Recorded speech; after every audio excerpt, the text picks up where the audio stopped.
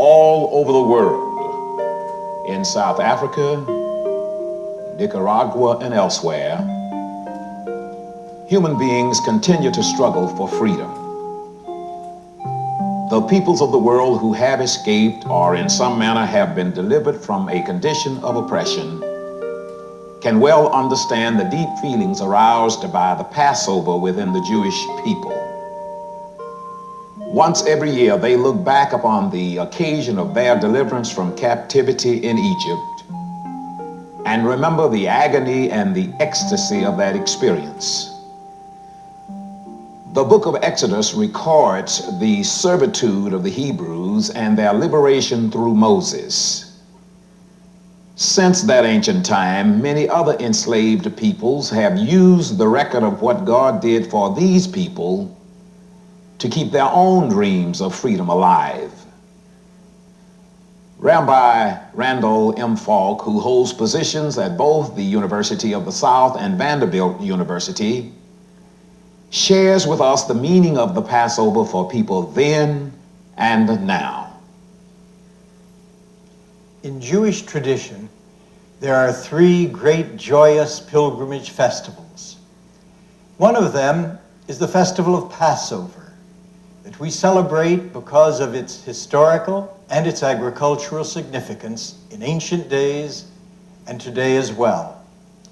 The agricultural significance of Passover is that it is the season of the year when the wheat harvest is gathered and our ancestors made joyous pilgrimage to Jerusalem, there to bring their offerings of thanksgiving to the temple. While there, they celebrated the Passover, as we do today, with a ritual dinner called a Seder. Seder means order. And the Seder recalls not only the thanksgiving for the good gifts of the earth, but also the great historical event at which the Jews were liberated from slavery in Egypt and began under Moses their long and tortuous journey of 40 years to the Promised Land. This historical event, one of the most important in Jewish and world history, is commemorated by many of the symbols that we find on our Seder plate when we gather around the table in our homes to celebrate this holiday. The first and most important of these symbols is the matzah, the unleavened bread, which we are commanded to eat for 7 days because our ancestors ate the unleavened or unrisen bread in their early wanderings.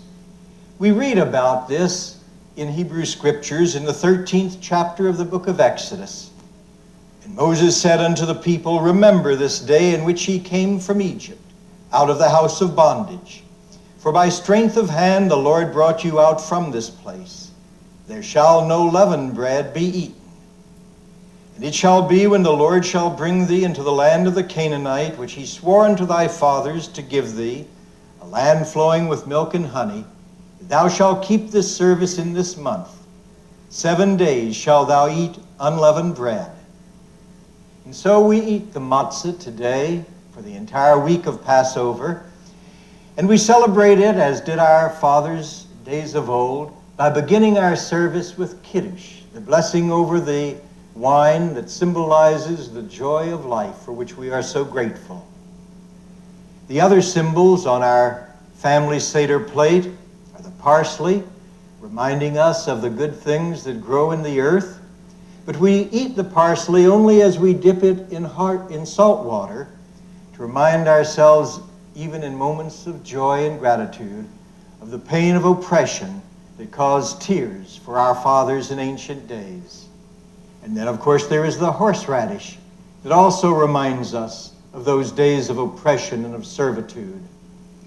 There is the harosis, the mixture of apples and honey and nuts that reminds us of the mortar used for making bricks without straw with which the Hebrew slaves built pyramids. And there is the roasted egg, reminding us of the rebirth of life in the flock as well as in the earth. And the roasted lamb bone, symbolic of the Paschal lamb, the lamb that was slaughtered for the first communal meal at which the Jews rejoiced in their newfound freedom. Finally, there is the cup of Elijah, for it is Elijah, the prophet, who will come to bring the message of the coming of the Messiah, and that day on which God's kingdom of justice and freedom and peace will be established once more on the earth. This festival is a family time, particularly a time in which we tell our children of this great historical event. They ask many questions during the course of the Seder meal. Cantor Gutchin is going to sing one of those questions now. The Ma Nishtana, why is this night different from all other nights? Ma nishtana halayla hazeh mikol haleilot, mikol haleilot, shebechol haleilot anu ochlin chametz umatzah, chametz umatzah, halayla hazeh, kulo matzah, halayla hazeh, kulo matzah.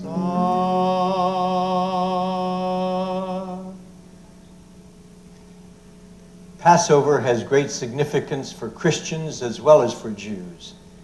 Many Christian scholars believe that it was for the observance of the Seder that Jesus and his disciples gathered in the upper room, there to enjoy what is commemorated in Christian tradition as the Last Supper. Indeed, the Last Supper that Jesus enjoyed may well have been this Seder meal.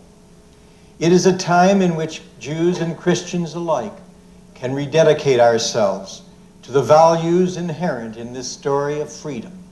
Freedom of conscience, freedom of physical movement to lands of liberty, freedom above all to serve the one God whom we revere. We observe Passover for 7 days, but on the first day we have it with a special service in our homes from a special prayer book known as the Haggadah. It retells this story, and Cantor sings now from the Haggadah the words of Adir Hu, God of might.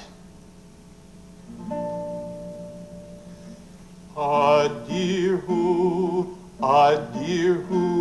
Yivne veto bekarov, Bimheira, Yameinu bekarov, El b'nei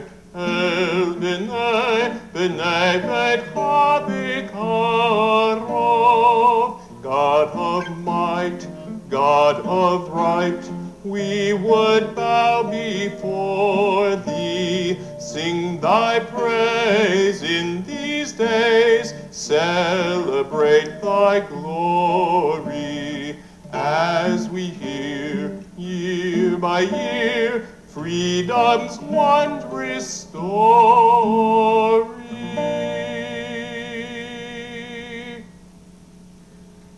Has the Lord ever set you free from anything? How do you celebrate and recall that great event in your life? As you meditate upon these ancient biblical texts, you will discover that God's liberating power is indeed still at work.